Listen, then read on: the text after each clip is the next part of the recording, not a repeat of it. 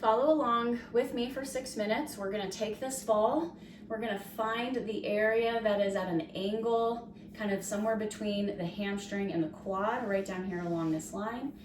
And these muscles are attached to the hip, which furthermore leads to the back. So if the pain symptom is in your low back, sometimes working on this area can help alleviate the tension that you're feeling back here. So I hope this is something that works for you today. Follow along with me for 3 minutes aside. So I've got you on my stopwatch. The first thing we're gonna do to get into this position is just hit the glute. This is a great place to start. It's a major mover and it's also really basic and easy. You know where your butt cheeks are right off the bat.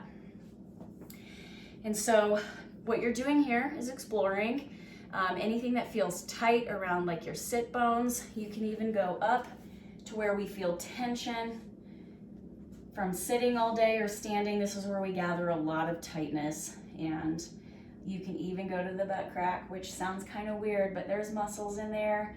They can be pretty tender. So kind of explore that when you feel comfortable.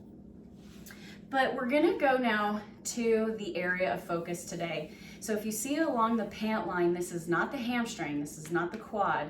This is a like connecting muscle group to the hip that ends up wrapping around the back.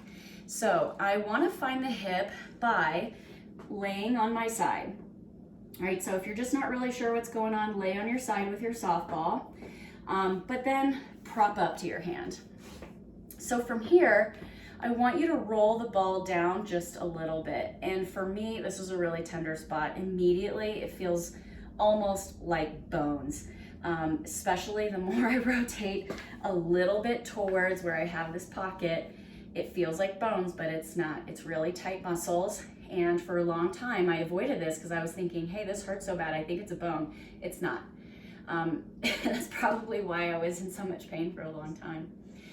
All right, so I found this area. You can pulse, because sometimes, again, your muscle tissue massaging with your body weight, it can be painful.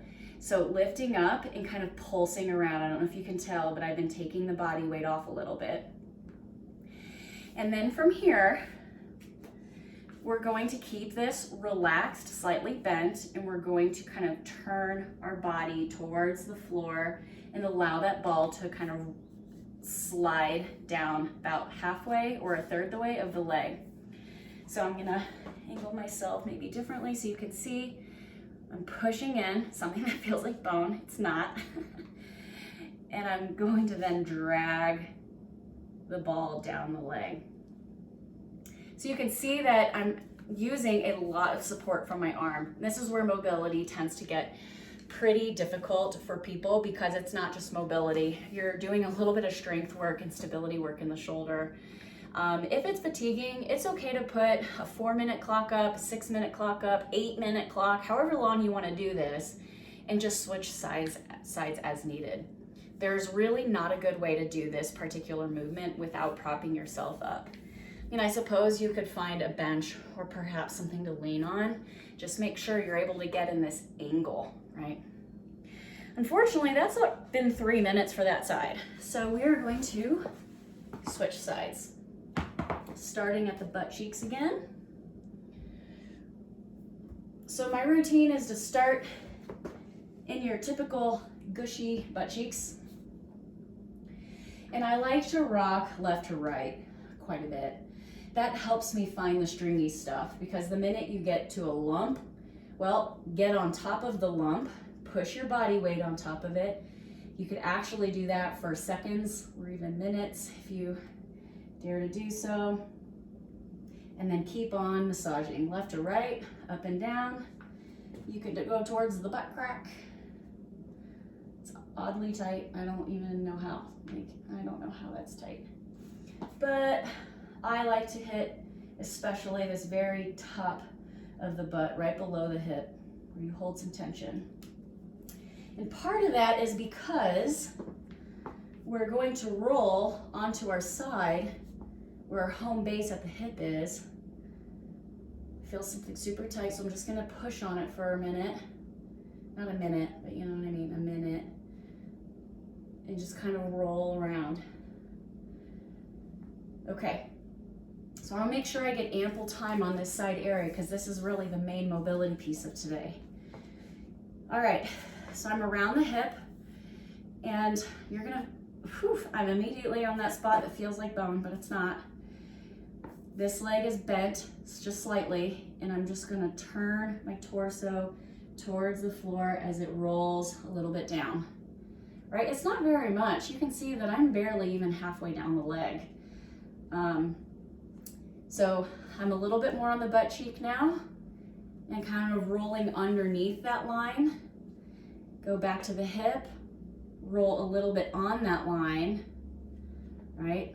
I don't really need to go above it, right? Not today, another day, which is probably pretty easy to do when we barbell mash. You can kind of angle your leg. This is gonna hit more this IT band area, your front hip flexors and your psoas, but we're staying towards the bottom. All right, so I'm on that thing that kind of feels like bone, slightly bending my leg, and I'm doing this because I'm trying to keep it very relaxed. If it's stretched out or locked out, it's gonna be engaged and stretched, and I wanna stay as relaxed as possible while I'm doing this. So that's why it's a pretty bent leg. And I hope you're following along with what I'm doing, but you're welcome to go off like on your own and pulse around and massage around as needed. Of course, I still want you to start at the hip and drag the ball. Don't avoid the difficulty of this movement.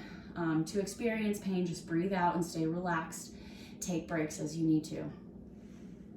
But it's really important that you explore what your body needs.